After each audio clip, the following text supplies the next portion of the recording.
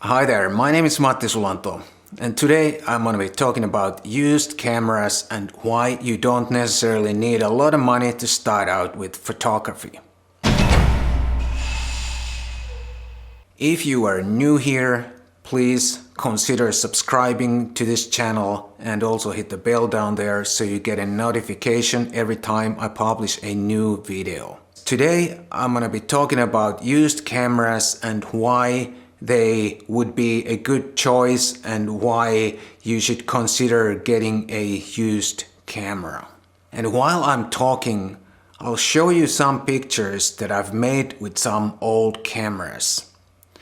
And when I made those pictures, those cameras and lenses were current, but I could still make the same images today using the same equipment. Well, the first reason to get a used camera is the price, of course.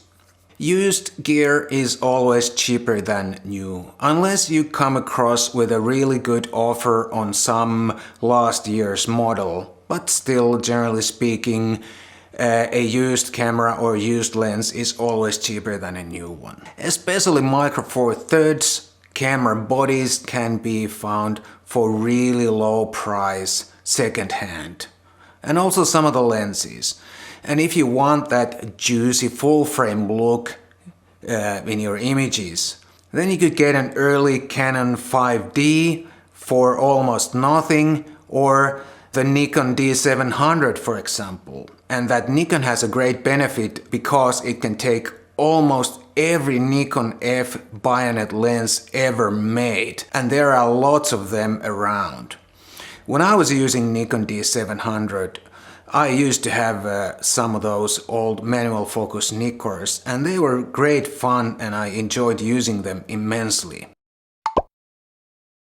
Old cameras can be good enough. Back in the early 2000s, when digital system cameras were fairly new, it made sense to upgrade constantly because we saw a huge improvement in sensor technology and other features like the autofocus with every new generation of cameras, or every new model that came out was vastly better than the previous one. But after a few years, the development leveled, and even a 10-year-old digital camera can be a valid image making tool today. You may not get the massive dynamic range or the huge pixel count of the latest cameras if you buy an old camera, but then again we are almost spoiled by the really fine equipment we have today. There may be some situations where you benefit a lot from having the latest full-frame camera,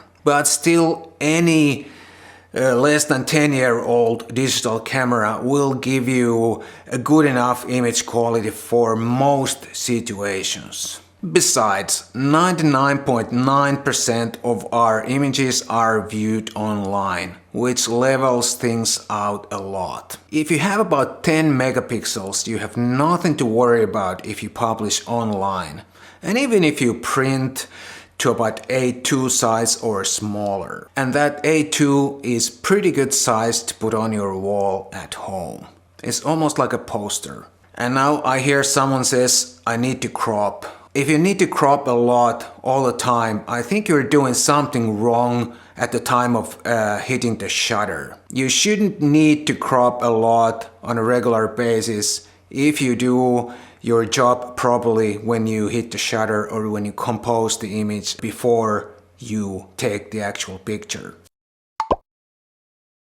For storytelling, you don't need the latest camera gear. Most of us simply want the newest gear or lust after it. And for some, it's the whole point of photography, buying new gear or the latest camera. But if you're genuinely interested in seeing the light and storytelling, you don't need the latest camera gear for that. There are a lot of people using film today, and some of them make really great images. So you shouldn't have any problem making great images on a 10-year-old digital camera if somebody can make great images on a 100-year-old film camera or 50-year-old film camera. And buying the latest camera will not make you a better photographer.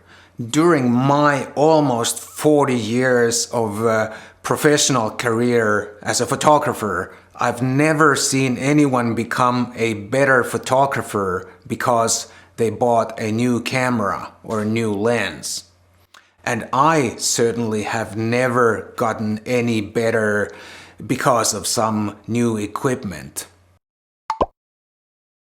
So, why do we even need any new cameras if the old cameras are good enough? Well, first of all, like I said before, most of us are more or less attracted by the new gear or the new technology. And also the clever marketing makes us think we really need that new camera that has third of a stop, more dynamic range, or a bit better autofocus and a few more pixels. If you use your camera a lot, it wears, and eventually at some point you have to replace that camera because it's just too worn out and maybe even unreliable. And especially if you are a professional, you might as well take the benefits of the new camera model or the latest camera model. Because as a professional, you are not